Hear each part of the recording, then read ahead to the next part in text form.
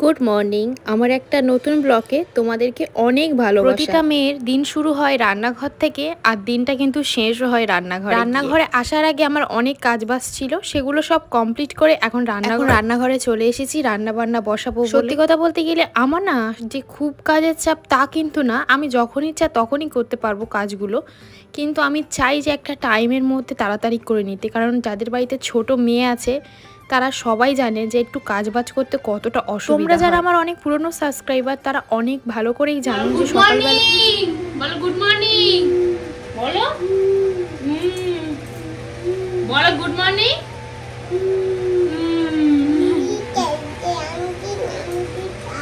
এটা কে ব্রাশ করবে? কে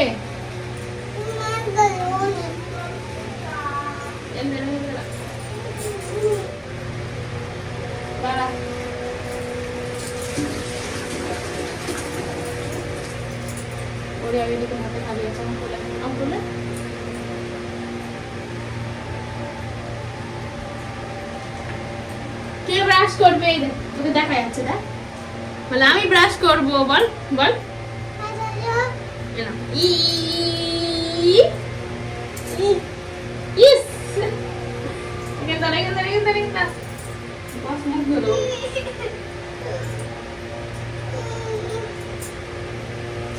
ওটা আমি তো ব্রাশ ওরকম করলে হবে? দাঁড়া এরকম কর।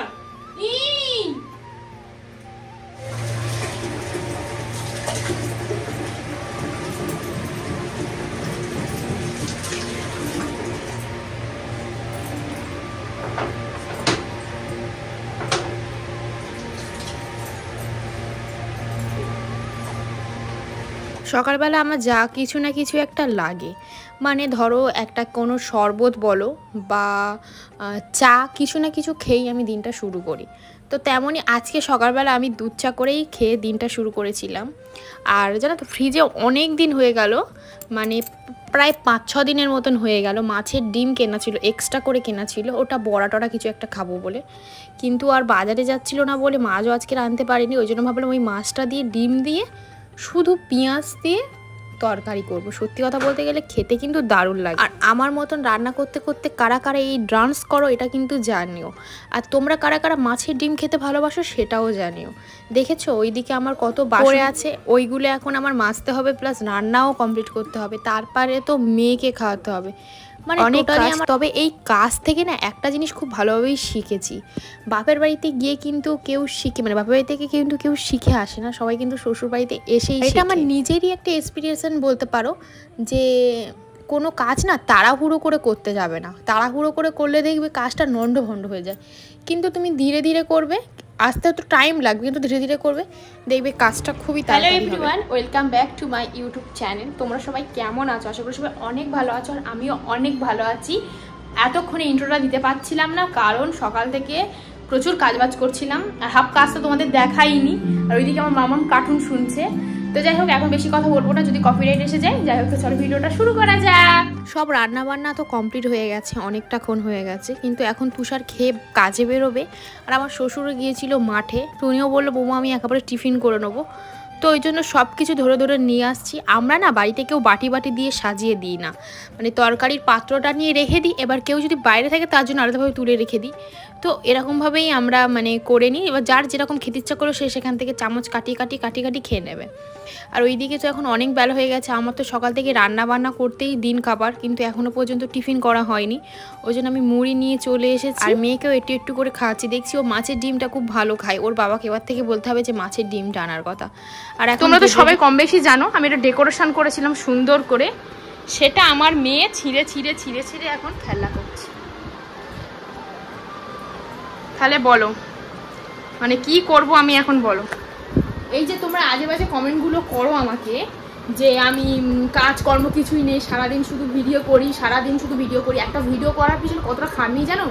প্রথমত এখন 1টা বাজতে যে আমার মেয়েকে স্নান করানো হয়নি, খাওয়ানো হয়নি, আমি রেডি হয়ে ভিডিও বানালাম, তারপরে ও এখন ওই ফুলগুলো ছিঁড়বে। এখন তাহলে আমি কি করব? দেখো ওগুলো নিয়ে এখন খেলছি, এখন শাড়িটা ছাড়বো, ওকে স্নান করাবো, মেকআপটা তুলবো, তারপরে সব কিছু হবে। চলো দেখো, তোমার কাজ নেই, তোমরা কি দিয়ে মেকআপ রিমুভ করো গো আমাকে বলো।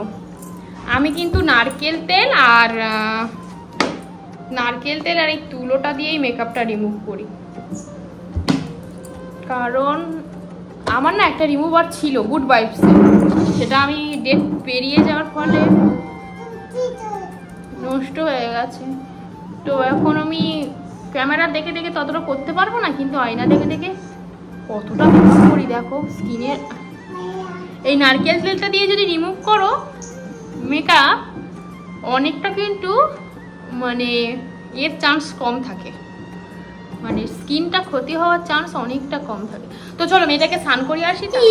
বল হাই গাইস, বল পড়ে যাবি মামা, চেয়ারে উঠে নাচবি না।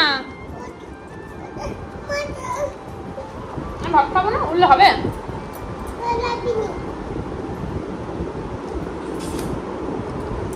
ভাত খেয়ে নিয়ে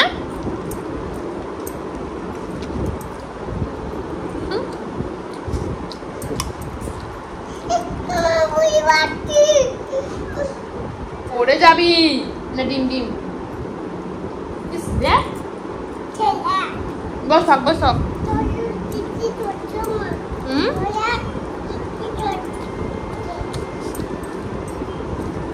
শান্তির খাওয়া কোনোদিন খাই না।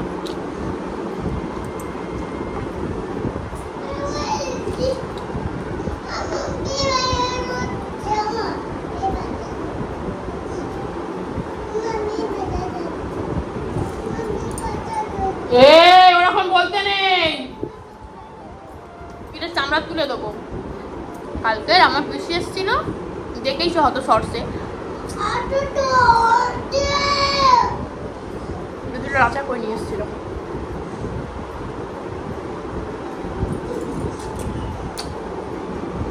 সবাই আচার করতে ভালো পারে না।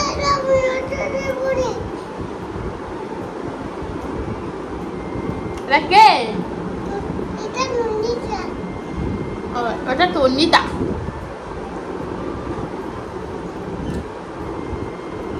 আমরা খেয়ে নিই, খেয়ে নিয়ে পরে কথা বলবো। বলো আমরা খেয়ে নিয়ে পরে কথা বলবো, বললো বলো।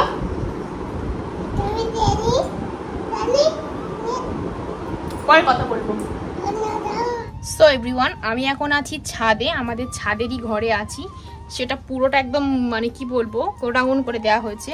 আর তোমাদের সাথে তখন তো খাবার টেবিলে কথা বললাম, তারপর আমি ভয়েস দেবো। এখন প্রায় 2:10 বাকি, তো ভয়েস দেওয়ার জন্য আমি ছাদে এসেছি।